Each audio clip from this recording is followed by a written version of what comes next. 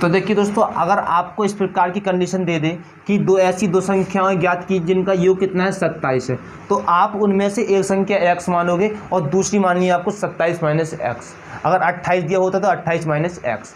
अब देखिए हमें प्रश्नानुसार, अगर जैसे प्रश्न में कहा है प्रश्नानुसार ये कह रहे हैं कि दोनों संख्याओं का जो गुणनफल है वो कितना दिया है, वो दिया है आपको 182 दिया है। ठीक है, तो हमने दोनों का जो गुणनफल है वो कितना लिख लिया, 182 लिख लिया। अब देखिए अगर x की गुणा करेंगे 27x हो जाएगा, ये हो जाएगा x स्क्वायर हो जाएगा और 182।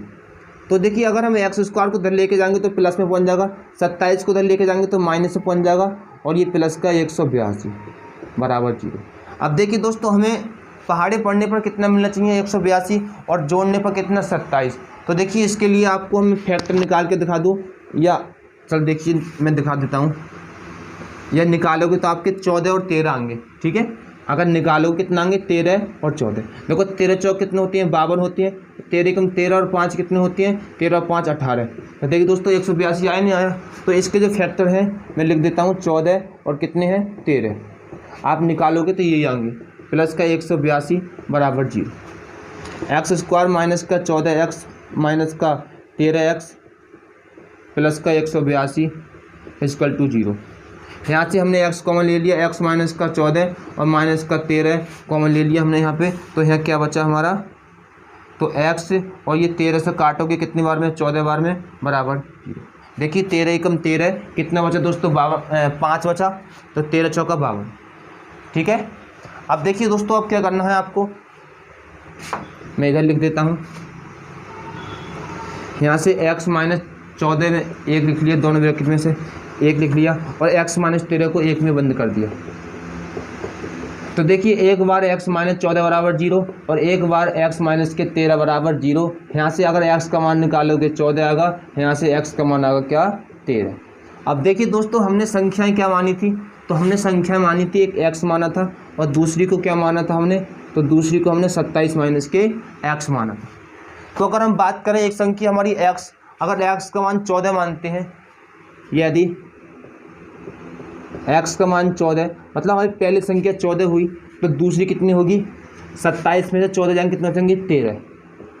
अगर यदि हमारा x का मान 13 मानते हैं, यानी कि पहली संख्या अगर 13 हुई तो दूसरी कितनी होगी 27 में 13 गया 14, यानी आपके आंसर ये दे रखे।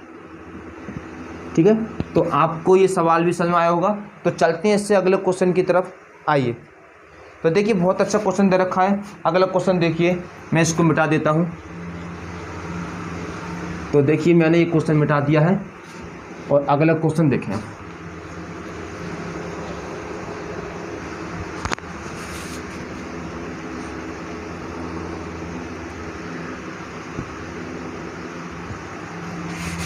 तो देखिए दोस्तों अगला क्वेश्चन ये है कि दो क्रमागत धनात्मक पूर्णांक ज्ञात कीजिए जिनका वर्गों का योग 365 है। तो ये कह रहे हैं दो क्रमागत धनात्मक पूर्णांक ज्ञात कीजिए। अब देखो ये ज्ञात करो या ज्ञात कीजिए है। अब देखिए अब ये कह रहे हैं कि उनके वर्गों का योग, उनके वर्गों का योग कितना है दोस्तों, तो उनके वर्गों का जो योग है वो है 365 है, 365 है। अब देखिए दोस्तों हमको इस सवाल को हल करना है। तो देखिए आप इस सवाल को कैसे हल करोगे। तो देखिए सबसे पहले आपको कहा है दो क्रमागत, तो आप दो क्रमागत माना दो क्रमागत धनात्मक पूर्णांक या संख्या क्या मान ली दोस्तों, एक मान ली x और दूसरी x+1 है। ठीक है, क्रमागत का मतलब क्रम से। अगर देखिए 2 है तो 2 से अगली क्या आएगी 3। ठीक है, तो 2 में 1 जोड़ेंगे तो ये 3 आएगी। इसी प्रकार से अगर x है, x में 1 जोड़ दिया तो अगली आ गई x+1। अब देखिए प्रश्नानुसार, जैसा कि प्रश्न में कहा गया है, प्रश्नानुसार तो प्रश्न में कहा है कि इनके वर्गों का जो योग है, यानी इस संख्या का वर्ग और प्लस इस संख्या का जो वर्ग है, उन दोनों का जो योग है वो कितना है, 365 है।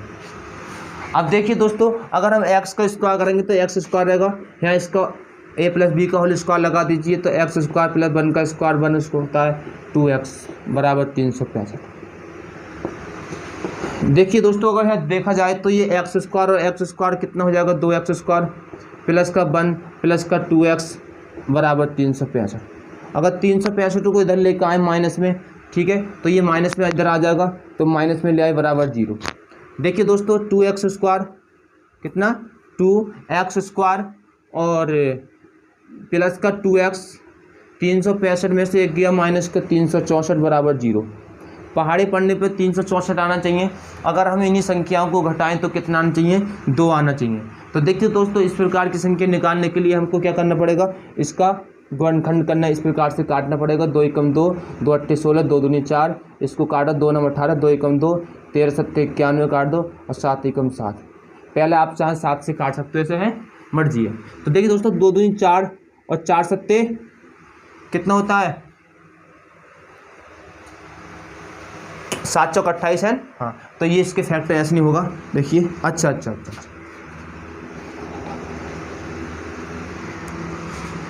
तो देखिए दोस्तों, आप क्या करना है, यहाँ से पूरी समीकरण से 2 कॉमन ले लीजिए, तो एक्स स्क्वायर प्लस का यहाँ बचेगा एक्स माइनस का, ये 2 एकम 2, 2 अट्ठे 16, 2 दूनी 4 बराबर 0। तो एक्स स्क्वायर प्लस का एक्स माइनस का ये हो गया बराबर 0। अब देखिए दोस्तों, हमने ये सवाल बिल्कुल अभी हल कराया था कि पहाड़े पढ़ने पे कितना आना चाहिए, कि पहाड़ा पढ़ें तो कितना 182, अब घटाएं तो कितना आना चाहिए 1। तो देखिए दोस्तों, यहाँ पर वहाँ पर जोड़ का चिन्ह था, यहाँ घटा का है, लेकिन इसके जो गुणनखंड है वो कितने होंगे आपको पता होगा, 14 और 13। अगर 14 और 13 की गुणा करोगे दोस्तों तो कितना आएगा बताइए। अगर 14 13 गुणा करो कितना आएगा, तो आप कहोगे भैया 182 आएगा। अगर इनको घटाया जाए तो कितना आएगा, आपका 1 आएगा। थोड़ा सही से लिख दूँ मैं इसे, एक्स स्क्वायर प्लस का 14 माइनस का 13 एक्स माइनस का 182 equal to 0। X square plus का 14 एक्स माइनस का 13 एक्स माइनस का 182 इक्वल टू 0, और एक्स स्क्वायर मतलब एक्स कॉमन ले लिया, प्लस का 14 माइनस का 13 कॉमन ले लिया दोस्तों है। तो यहाँ क्या बचा, एक्स ये माइनस माइनस प्लस होता है, कितनी बार में 14 बार में कट जाएगा बराबर 0। एक्स प्लस का 14, इन दोनों में से एक ले ली ब्रैकेट, और इसको एक में बंद कर दिया, एक्स माइनस का 13 बराबर 0। थोड़ा तेज़ इसलिए करा रहा हूँ क्योंकि ये चीज़ आपको आती होगी, ठीक है। अगर समझाने की चीज़ होती तो मैं आपको ज़रूर समझाता अच्छे से, क्योंकि हमने इसके 5 से क्वेश्चन पहले करा दिए गुणनखंड के, और ये फिर से वही क्वेश्चन चल रहे हैं बराबर 0। तो x का मान जो आया दोस्तों, देखिए हम माइनस की चीज़ मानने नहीं रखते हैं, तो यहाँ पर जो x बराबर 13 आपका आंसर है। अगर यदि एक संख्या 13 हुई तो 13 में 1 जोड़ा कितना हो गया 14। तो देखिए यहाँ पर आपका क्रमागत संख्या जो होंगी, क्रमागत संख्या एक होगी 13, तो 13 से अगली क्या होगी, एक 14, क्या होगी 14। तो देखिए दोस्तों, आपको इसी प्रकार से सवाल करना था। चलिए चलते हैं इसके अगले क्वेश्चन की तरफ, और मैं इसको मिटा देता हूं। तो देखिए, मैं अब इसका अगला क्वेश्चन लिखता हूं।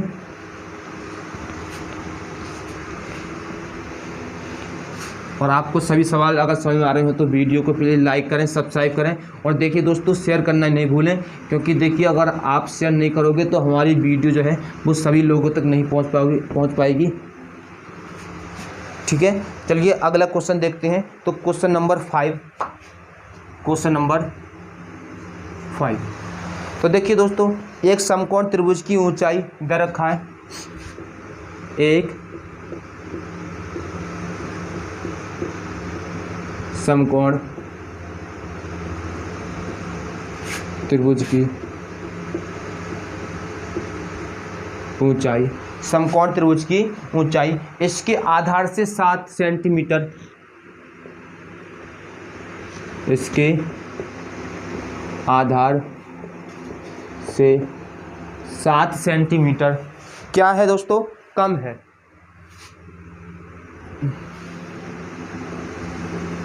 कम है, ठीक है।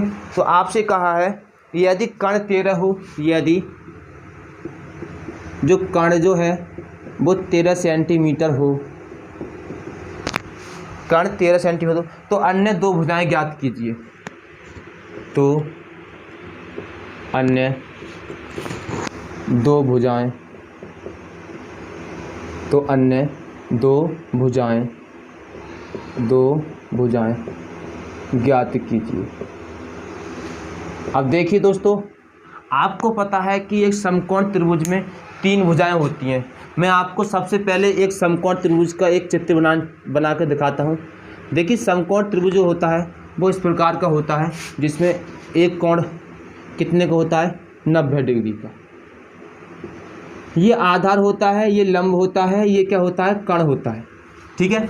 अब देखिए दोस्तों, अगर देखिए हमने आपको समकोण त्रिभुज पढ़ा रखा है, अगर आपने नहीं पढ़ा है तो ये अध्याय नंबर आप 8 में जाएं, हमने वो पूरा अध्याय करा रखा है। चैप्टर देखो, मैंने बता दूं मैं आपको, मैंने अध्याय 8 है आपका, 9 है, 10 है, फिर उसके बाद आपको अध्याय 2, 3 और चौथा आपका इस समय चल रहा है।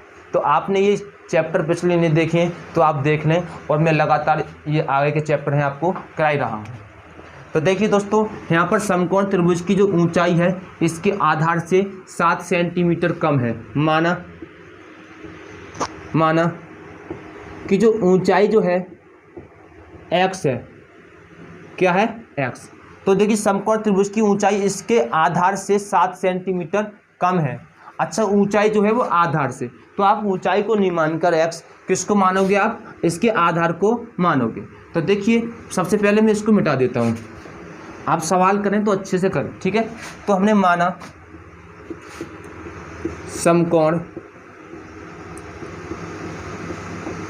त्रिभुज का आधार x है।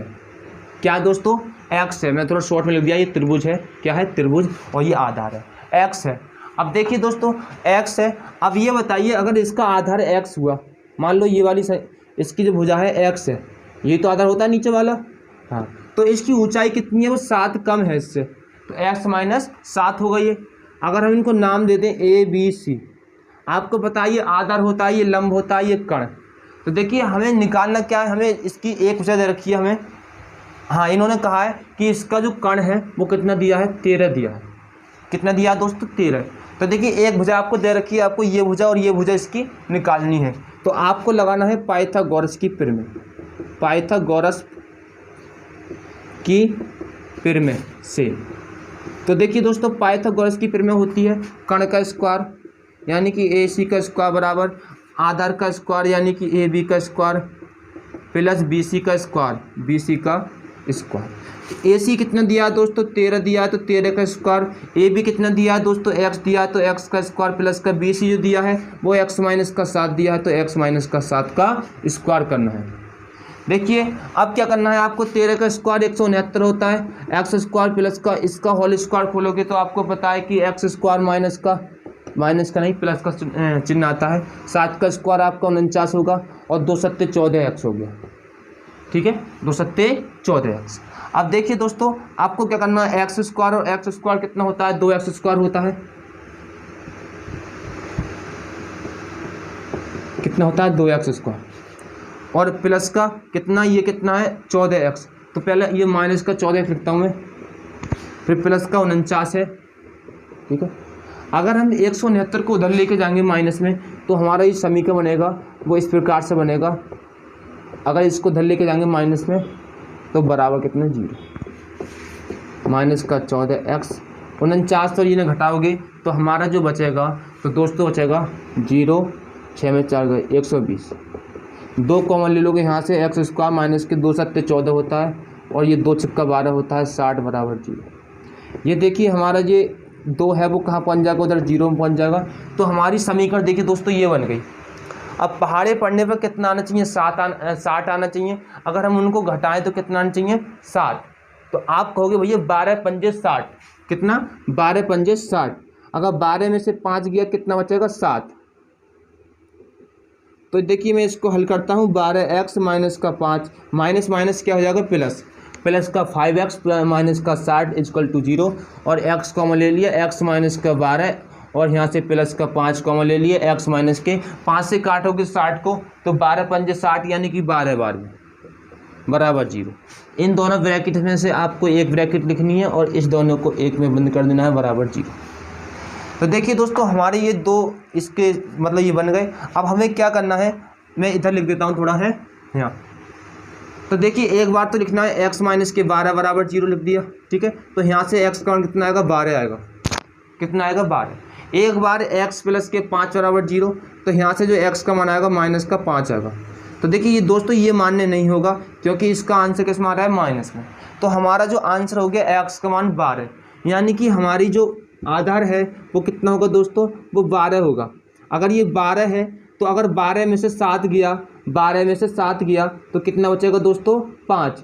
तो हमारा जो लंब है वो कितना होगा, 5। तो आपको सभी भुजाएं इसकी जो दोनों भुजाएं जो हैं वो कितनी है, 12,5।